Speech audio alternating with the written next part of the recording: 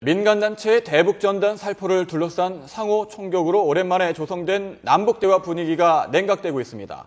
남북이 이달 말이나 다음 달 초에 열기로 합의한 2차 고위급 접촉이 난항을 겪을 것으로 우려됩니다. 북한 측이 판 자체를 깨기보다는 자신들의 관심 사안을 다룰 수 있는 군사실무회담을 염두에 두었다는 관측도 나오고 있습니다. 김용현 동국대 교수와 장혜성 북한망명센터 이사장과 함께 남북관계 짚어보겠습니다. 네, 안녕하십니까? 안녕하십니까? 네, 안녕하십니까? 김 교수님께 먼저 여쭙겠는데요. 북한 선전 단체죠. 대남 선전용 매체 우리민족끼리가 어제 강경한 입장을 발표했거든요. 저희들이 그 내용을 그래픽으로 정리를 했는데 보면서 이야기를 나눠보도록 하겠습니다. 네, 북한의 체제를 중상 모독하는 전단 살포를 감행해 남북 간의 총탄이 오고 가는 엄중한 사태가 발생했다. 남북 관계 파국의 원점으로 되돌아가고 고위급 접촉은 물 건너 간 것이나 다름없다. 이런 입장을 밝혔습니다. 교수님, 정말 남북 고위급 회담 물 건너 간 겁니까? 아직 물 건너 가지는 않은 것 같습니다. 가지는 않았고, 우리 민족끼리는 이제 북한의 그 선전 매체다 이렇게 봐야 되는데, 공식적인 북한 당국의 입장이라기보다는 간접적으로 북한의 의중을 표현한 것이다 이렇게 봐야 될 것 같습니다. 그러니까 물 건너 간 거나 다름없다 이런 이제 표현을 썼는데요. 결국 북한 입장에서는 삐라살포 문제에 대한 북한의 강력한 저지 의지 이런 것들을 보여주면서 앞으로의 남관계를 풀어가는 데 있어서 북한이 판을 끌고 가겠다는 그런 차원에서 강하게 박근혜 정부를 압박하는 그런 행보를 펼친 것이다. 그래서 이 부분은 이제 북한의 그 입장이 앞으로 만약에 다시 한번 또 삐라살포랄지 이런 것들이 이루어졌을 경우에 북한이 실질적인 어떤 그 고위급 접촉의 중단 이런 쪽으로 갈 가능성 충분히 있다고 보고, 다만 이제 이번 그 사태 자체가 일회성으로 그친다라면 고위급 접촉은 이루어질 가능성이 높다. 다만 의제 자체가 굉장히 복잡해지고 여러 가지 의제들이 이제 섞이면서 특히 이제 군사 부분의 의제가 섞이면서 그 고위급 접촉의 성과들이 상당히 그 나오기 어려울 수도 있는 이런 그 국면이 전개될 수도 있다고 봅니다. 북한이 줄곧 이 대북 전단 살포에 대해서 과민하게 반응을 해오지 않았습니까? 그런데 이번에 그 전단을 향해서 총격을 가한 것은 처음이었습니다. 그렇죠. 어떤 행동으로 보십니까? 글쎄, 사실대로 얘기해서 북한에 있을 때 저도 여기서 남쪽에서 들어온 삐라를 봤어요. 삐라를 보고 또 북에서 남쪽으로 삐라를 보냈는데 그게 또 도로 북에서 와 떨어진 것도 봤고 봤는데 이게 북한 당국자들한테는 정말 심각한 문제라고 하지 않을 수 없을 겁니다. 특히 지금 우리 삐라 지금 제가 보내는 그 삐라 내용들도 거의 다 알고 있거든요. 특히 우리 우리 친구들이 보내는 삐라들이 대체로 내용을 보기만 하면 거짓말은 없습니다. 다 사실이에요. 그러니까 그 북한에서 일어나는 이런 재반 문제에 대해서 폭로하고 하는데 자신들이 북한에 있을 때 하나도 모르고 있다가 남해 와 보니까 너무 엄청나게 속아 살았던 거 알았거든요. 그래서 그런 거 보냈는데 이게 북한에 있는 사람들한테 전달되면 북한 사람들한테 심각한 그 충격을 준 건 사실입니다. 그러니까 북한 당국자들로서는 정말 끔찍하게 싫을 수밖에 없는 거죠.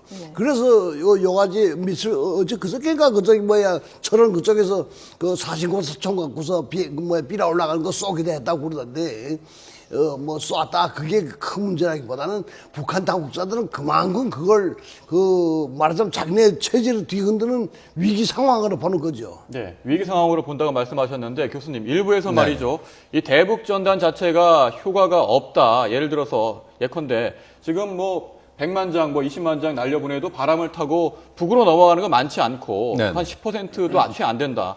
또 황해도 또 강원도 있는 분들이 북한의 주민들이 그걸 볼 텐데 떨어진 거를 보는 비율은 그만큼 더 줄어들 것이고 실제 탈북자 분들은 두만강, 압록강 건너서 오시는데 이 황해도, 강원도 있는 분들은 영향을 받지 않았는 게 아니냐 이런 비판도 있어요. 그 부분은 어떻게? 그렇진 않아요. 나 평양에 있을 때 나 김일성 대학 나왔거든요. 대학 나왔는데 그 대성산에 한 번 갔는데 여기서 보낸 삐란 참 종이 좋더라고요. 빨락빨락하는 거. 근데 북한의 그 종이질이 한심하지 않습니까? 근데 그 종이에 뭐가 있는가 하니까 그때 우리 한창 모내기 나가고 그러니까 대학생들 다 모내기 나가는데 B란 내용이 왜 그 대학생들을 한창 공부를 해야 될 때 공부를 시키지 않고서 농촌에 내보내서 그 강제 노역을 시키냐 어쩌냐 이런 내용이 있는데 그 딱 맞더라고요. 그때 한창 공부를 해야 될 5월달 6월달 그때인데 공부는 안 하고 계속 나가서 그 넘기 메고 모내기를 하고 뭐 이런 거 하니까 참 야 이게 맞긴 맞는 소리다 이런 생각이 그러니까 직접 받아서 보시고 그렇죠. 예. 그 마음에 들더라고요. 또 그 후에는 그 평생 거기 훈련 나갔는데 거기도 들어왔는데 비라가 들어왔는데 왜 군인 뭐 학생들을 대학생들을 공부시키는데 공부하지 않고서 이렇게 군사 교도를 내보내느냐? 우린 진짜 한 해에 2달씩 무조건 군사 교도를 나갔거든요. 나갔는데 나간 상태에서 그거 보세요. 보면 누구나 다 이거 맞는 말은 맞는 말이네 그런 생각 안 들겠습니까? 예, 잠깐만요. 예, 효과가 분명히 있다고 말씀하시는데 네. 동의하시는지요? 그 부분은 이제 상당히 그 논란거리입니다. 그러니까 지금 말씀하신 것처럼 그 북한의 주민들에게 어느 정도 그것이 이제 전파가 되느냐는 부분인데요. 물론 이제 북한의 그 권력 엘리트들 입장에서 봤을 때는 굉장히 민감한 사안이고 또 김정은 제1위원장의 개인 생활이랄지 전반적인 북한 체제에 대한 비판적인 내용들이기 때문에 그 부분에서 이제 부담을 느끼는 부분은 분명히 있다고 봅니다. 다만 우리가 이쪽에서 일부 그 시민단체가 뿌리는 그런 전단지가 얼마만큼 북한 주민들에게 몇 % 정도 이것이 이제 전달되느냐 하는 부분인데 그 전달의 그 숫자나 이런 것들이 그렇게 많지는 않을 겁니다. 또 그 강원도나 황해도 지역 출신들이 탈북자들 비율이 굉장히 적습니다. 주로 이제 함경도나 자강도, 양강도, 평안도 이쪽 출신들이 이제 탈북자들이 많은데요. 어쨌든 그 북한 주민들에게 영향은 주는 것은 분명하다. 다만 우리가 생각하는 것처럼 그야말로 이제 북한 주민들이 모든 주민들이 그것을 그 전단지를 다 볼 수 있는 그런 상황이라기보다는 일부 제한된 그런 그 사람들이 그것을 접하면서 북한 체제에 대한 어떤 회의랄지 이런 부분들을 갖는 이 부분은 분명히 있다 이렇게 볼 수 있습니다. 사실 보면 근데 이런 전단이 몇 부 뭐 발송이 됐지 않았다 하더라도 이게 소문이라는 게 굉장히 삽시간에 퍼질 수 있는 거 아닙니까? 어떻게 맞습니다. 보셨습니까? 북한은 이 통신이라든가 이런 게 발전하지 못했잖아요. 그렇기 때문에 그 입소문이 그러니까 입소문이 이게 굉장히 무슨 업무적 행철이라는 그런 옛날 말도 있지만은 그저 이 장마다에 가기만 하면 저 한경북도에서 있었던 일이 그 평성 장마다에 오고 그다음에 사리원에서 있었던 장마당 일이 저 청진 수남 장마다에 가고 그저 며칠 내에 쭉쭉 다 통하더라고요. 어디면서 폭발이 하나 뭐 그러니까 강계에 무슨 미사일 공사에 폭발했다. 또 그런 일이 있었어요. 그러면 그저 그게 한 2, 3일 내에 저 청진에 들어가고 강원도 원산에 들어가고 다 쫙 퍼지네. 정말 그 구설수라고 할까? 잠깐 어쨌든 되게 빠릅니다. 2, 3일 내에요? 예, 그러니까 이 삐라 문제도 내놓고 얘기는 못해요. 이번에 그 남서서 어느서 삐라를 봤는데 어떻더라 내놓고 얘기하지는 못하지만 가까운 사람끼리 얘기를 하는 건 사실이고 저도 또 그런 말을 많이 들었습니다. 네, 그렇군요. 사실 그 조금 전에 이사장님이 말씀하신 것처럼 우리 측에서 대북 전단을 보내는 것도 있지만 북한 측에서 대남 전단을 또 보내오는 경우도 있지 않습니까? 그것도 보셨다고 했죠? 많았는데 지금은 여러 가지 사정으로 특히 기본적으로 종이가 없고 그다음에 거기서 내보낸 삐라 한번 보세요. 보면 뭐 천출명장 김정일 뭐 이런 아니 그걸 여기 남한 사람들 보고서 야 이거 확실히 김정일이 천출명자이구나 이렇게 생각할 사람이 어디 있습니까? 그것보다는 오히려 들고서는 이게 종이가 왜 이렇게 나빠? 뭐 이런 식으로 그걸 흠이나 잡기 좋을 만할 정도죠. 그러니까 거의 그쪽 선전은 효과가 없는 데 비해서 여기서 보내는 거는 효과가 지대한 건 사실입니다. 선전수단인 이 대북 전단을 놓고 북한이 이렇게 위협을 하다가 행동을 옮긴 건 처음인데 이러다 보니까 고위급 회담을 앞두고 이런 일이 벌어지니까 말씀하신 대로 고위급 회담에 군사 의제가 올라갈 가능성 또 있는 게 아니겠습니까? 그 앞서서 NLL에서의 침범도 있었고 그 부분도 의제가 될 가능성도 있고요. 북한의 의도는 분명히 이번에 고위급 회담이 열린다면 군사적 문제를 들고 나올 거다. 그에 앞서서 행동을 옮긴 거다. 이렇게 보시는 거죠? 그렇습니다. 이제 그 부분이 북한의 이번 행동의 가장 중요한 배경 중에 하나다 이렇게 볼 수 있습니다. 우리가 이제 몇 가지 이야기들을 하고 있습니다만 일련의 북한의 이제 강한 그 대남 그 강경 행보는 결국 그 일반적인 이산가족 상봉 문제나 금강산관광 재개 문제 이 부분만 고위급 접촉에서 논의할 수 없다. 오히려 보다 중요한 부분은 군사의 긴장 해소 문제, 특히 NLL 상에서의 군사의 긴장 해소 문제, 또 예. 북한이 매우 그 부담스럽게 느끼는 상호 비방 중단, 이 문제는 사실 1차 고위급 접촉의 합의 사항이었습니다. 네. 이 부분에 대해서 북한으로서 이제 삐라 살포, 전단지 살포 문제에 대해서는 북한이 이제 절대 그것을 간과할 수 없다. 예. 이것을 그 고위급 접촉에서 논의를 하는 이런 것을 가장 중요한 또 의제 우선순위로 둘 가능성이 있고, 예. 오히려 또 그 이전에 군사 실무회담을 북한이 제안하면서 예. 지금의 그 남관계의 흐름 자체를 북한이 군사적인 부분을 또 끌고 가려고 하는 이런 쪽으로 그 판 자체를 바꾸려고 하는 그런 의도는 분명히 있다, 이렇게 볼 수 있습니다. 네. 네. 네, 그 북측의 군사 도발 그동안 어떻게 보면 다들 뭐 전략적인 차원인 경우가 참 많았거든요. 예. 그런데 이번에 그 전단을 향해서 총격을 가한 거는 좀 우발적인 게 아니었나 하는 그런 관측도 나오고 있더라고요. 어떻게 보십니까? 저는 글쎄 어떻게 보면 우발이라고 생각할 수 있는데 그 전단지가 올라가는 건 몇 시에 올라가는지 모르겠는데요. 올라가는 게 보였다면 사신고사총을 북한에서 이렇게 사신고사총 사거리가 얼마든지 지금 제가 다 잊어버렸는데 사신고사총이 그 비행기 잡는 그겁니다. 예. 근데 그걸로 보고서 자기네 쏘면 딱 그걸 맞춰서 다 그 자리에서 떨어지게 할 것 같은 그런 생각이 들었는데다가 또 그럼 어떻게 하다 맞히기만 하면 북한 그 자기네 지도로부터 상당한 평가를 받거든요. 그러니까 거기 어떤 그 부대 지휘관이 쏴라, 저거 쏘면 맞출 것 같다, 쏴라. 그랬을 수 있을 것 같습니다. 그러니까 그걸 어떤 그 조항에서 지시가 들어와서 그런 게 올라가면 무조건 쏘라 이런 지시, 율지시에서라보다는 어떤 개별적인 부대 지휘관이 보니까 딱 쏘면 맞출 것 같아서 쐈을 가능성이 많다고 생각됩니다. 예. 뭐 그 부분 왜 의도가 있었는지 우발적인지 그 부분은 뭐 밝히 사실 어려운 부분이 있을 것 같고요. 그런데 지금 일단 북한이 행동으로 나선 이후에 이렇게 남북 간의 긴장이 고조되니까 여권에서도 좀 자제해야 되는 게 아니냐 이런 목소리가 나오고 있거든요. 네네. 뭐 어떻게 보시는지요? 그 부분은 우리가 좀 이전에 신중하게 이 문제를 접근을 해야 된다고 봅니다. 이게 예. 어쨌든 가장 중요한 남관계 이슈로 지금 등장한 것은 사실이거든요. 세 가지 측면을 봐야 됩니다. 하나는 이제 이런 전단지 살포가 그 가져오는 파장입니다. 예. 하나는 지금 뭐 연천 지역 주민들도 마찬가지입니다만 그 주변 주민들, 비무장지대 주변 주민들에게 매우 심각한 불안감을 이제 그 갖게 만드는 그 부분이 하나 부정적인 요소가 있다, 이렇게 봐야 될 것 같고요. 예.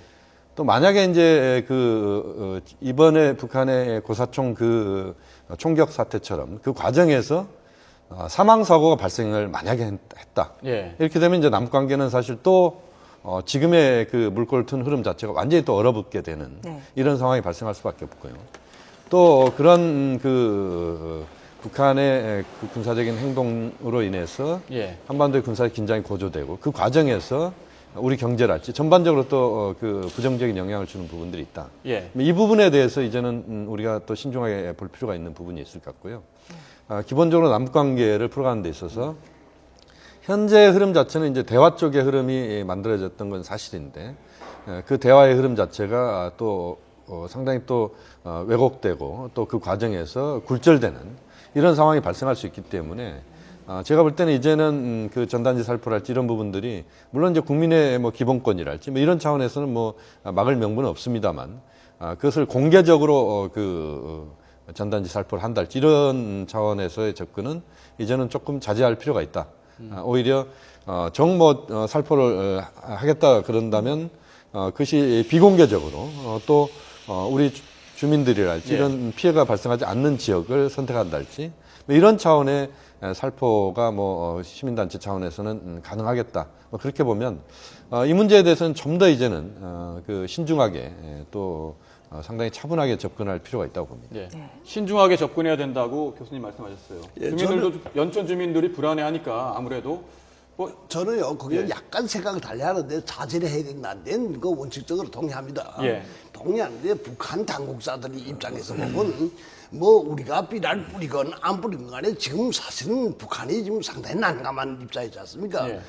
지금 뭐 의사조치 비롯해서 금강산 관광이라다가 목이 딱 걸린 일이거든요. 예. 이거 자기네 필요에 의해서 남북관계를 조절하는 거지 이거 무슨 전단지를 뿌렸다고 해서 하자던 거 그만둔다 그래요. 언제는 될 수 있어요. 예. 그렇지만 그것 때문에 그 남북 관계를 원래 튀자고 마음 먹었는데 이것 때문에 안 튄다. 이거는 아니라고 생각합니다. 북한이 자기네 그 요구, 자기네 그 필요성에서 그 앞으로도 그렇게 나올 거지 이게 전적으로 될 거는 아닐 건 저는 그렇게 생각하는데 네. 그렇다고 해서 우리가 그것도 거기다 엄지를 주면서 뭐 그냥 뭐 강행할 필요는 이게 우리라는 게 구체적으로 우리 탈북자들인데 탈북자들 좀 이 남북 회담이 진행되고 좀 발전하면 좋지 않습니까? 좀 자제를 좀 할 필요가 있다고 생각합니다. 예. 뭐 의견 있으신지요? 뭐 같은 부분에서 뭐 저는 이제 이사장님하고 차이가 그렇게 크다는 생각은 안 드는데요. 예. 우리가 좀 생각을 해야 될 부분들이 지금 뭐 그 전단지 살포의 여러 가지 긍정적, 부정적 효과들이 지금 우리가 판단을 해야 되는 부분들이 있습니다. 예. 특히 지금 한반도의 군사적 긴장의 그 해소 이 문제가 굉장히 중요한 부분이고 북한은 이제 한번 행동을 한 겁니다. 그동안은 말로서만 그 원점 타격을 하겠다랄지 전단지 살포 지역에 이제 그 타격을 하겠다 이런 이야기를 했는데 네. 그동안 보면 북한은 이 말로 했던 부분을 대체로 어느 시점에는 행동을 옮깁니다. 네. 그러지 않은 전례가 거의 없거든요. 예, 예. 어떤 식으로는 이제 행동을 하는데 이번에 이제 한번 북한이 행동을 했고 만약에 이제 다음번에 북한 입장에서 봤을 때 남측의 그 일부 단체에서 전단지 살포를 했을 경우에 북한이 또 다른 형태의 그런 고사총 사격이랄지 다른 형태의 그 군사적인 시위를 할 가능성은 저는 충분히 있다고 봅니다. 이런 상황들이 반복됐을 때 과연 이것이 남관계를 풀어가는 데 있어서 어떤 식으로 이게 기능하느냐는 부분입니다. 예. 특히 지금의 국면 속에서 북한이 봤을 때는 그 상호 불신의 해소 이 문제를 갖고 늘 북한이 또 박근혜 정부의 진위를 또 판단한다 이런 이야기를 계속하고 있는데 예. 물론 이건 이제 시민단체가 하는 역할이기 때문에 우리 정부로서는 아무 책임이 없다 이렇게 이야기할 수 있습니다. 물론 책임이 없습니다. 그렇지만 역지사지로 봤을 때 남관계에서 지금 고위급 접촉을 목전에 두고 또 뭔가 회담을 해야 되는데 박근혜 대통령을 비방하는 그런 전단지가 북측에서 날라온다. 그것도 뭐 심각한 어떤 여러 가지 문제들을 제기하면서 날라온다. 이렇게 봤을 때 또 우리 입장에서는 상당히 그 북한의 행동에 대해서 불쾌함을 느낄 수밖에 없습니다. 예. 이런 부분들을 우리가 역지사지의 입장에서 봤을 때는 좀 더 이제는 신중하고 사력 있게 그 단체들의 행동이 요구된다 이렇게 볼 수 있습니다. 예. 그런 이런 여러 가지 사건이 있는 가운데 지금 김정은 위원장이 밖으로 나오지 않은 지가 지금 39일째, 네. 40일 가까이 되고 있습니다. 이렇게 지금 두문불출하는 이유가 과연 뭘까? 이런 궁금증도 증폭이 되고 있고 이번 총격 도발과 뭔가 연관이 있지 않을까 하는 생각도 지금 나오고 있는데 어떻게 보십니까? 총격 도발과도 북한의 군사적인 그런 시위와 연관이 분명히 돼 있다고 봅니다. 그러니까 김정은 제1위원장의 그 통치 체제가 안정적으로 가고 있다. 또 북한 내부의 주민들의 결속, 김정은 체제가 지금 작동하고 있는데 지금 9월 3일 이후로 보면 거의 40일 가까이 지금 등장을 안 하고 있는 상황이기 때문에 이 과정에서 주민들 입장에서 봤을 때는 왜 지도자가 그 활동하지 않을까, 현지 지도를 안 할까 이런 것들에 대한 의구심들이 있을 수 있다. 이런 것을 군사적인 무력 시위를 통해서 고사총 사격을 통해서 그런 관심 자체를 남관계의 긴장에 관심을 모아가게 하는 이런 것도 북한의 의도가 있다고 보고 이번에 북한의 고사총 그 사격 같은 경우도 제가 볼 때는 김정은 제1위원장이 직접 지시가 있었는지 모르겠습니다만 어쨌든 보고는 분명히 됐을 것이고 이런 차원에서 본다면 김정은 체제의 여러 가지 어떤 그 상황들과 봤을 때는 이번에 행동도 연관이 돼 있다. 또 김정은 제1위원장의 이제 건강 문제에 대해서 여러 가지 지금 설왕설래가 있습니다. 정말 극단적인 이야기까지 나오고 있는데요. 제가 볼 때는 우리 한미 정보 당국도 이야기를 하고 있습니다만 정형외과적 차원에서의 그런 문제, 발목에 인대가 끊어졌거나 뭐 이런 상황에서 외부의 현지 지도 활동을 당장 하기 어려운 상황. 네. 그렇기 때문에 완전한 건강 회복을 하고 나서 그 외부에 노출되는 이런 그 흐름을 생각하고 있는 것 아닌가. 예. 뭐 그렇게 또 예. 판단하고 있습니다. 이 사장님은 북한 내부 사정을 속속들이 들으실 텐데 김정은 위원장 지금 40일 가까이 나타나지 않고 있거든요. 말씀하신 대로 정형외과적인 뭐 측면도 있는 것 같고 뭐 다른 이야기를 들으신 게 있으신지요? 뭐 다른 거 들은 건 없고 제가 있을 때 그 사정을 보면 김일성도 옛날에 되게 알았던 적이 있었어요. 예. 간 그 나빠서. 그래서 뭐 오늘 중단 내일 중단 그런 말까지 나오는 그런 정도 됐는데 그 김일성하고 김정은이 그 통치 스타일이 다른 거는 김일성이는 그 자자구구 뭐 며칠 안 나온다. 그것도 제가 알건데 한 너도 달 동안 그냥 치료받았는데 제가 그때 허위국에 있었기 때문에 잘 알거든요. 예. 근데 그땐 그 사람이 계속 뭐 이렇게 현지도 다 냈지만 현지도 다 내는 그 모든 그 노정을 다 공개한 거 아니에요. 그러니까 거의 몇 달 동안 안 나왔으면 안 나오는 것 같다 그래서 그렇게 생각했지 일반 사람들은 애초에 모르고 있었습니다. 근데 김정일이도 그렇지만 김정은에 와서는 최근 자기 위상을 그 전에 할아버지하고 비슷하게 하려고 해서 많이 그 어디에 나가면 나간 걸 계속 텔레비에다 소개를 하고 계속 그러니까 나오다가 갑자기 안 나오니까 이게 무슨 또 변이 생긴 게 아닌가. 그런데 제 보건대는 다리에 뭐 무리가 있을 것 같습니다. 그래서 치료를 받는 것 같은데 이거 갖고서 너무 그렇게 확대 해석을 좀 하지 않았으면 좋겠습니다. 네, 그렇군요. 뭐 알겠습니다. 남북 관계 여러 가지 뭐 현안이 있습니다만 여기까지 듣도록 하겠습니다. 두 분 말씀 고맙습니다. 예. 네, 맞습니다.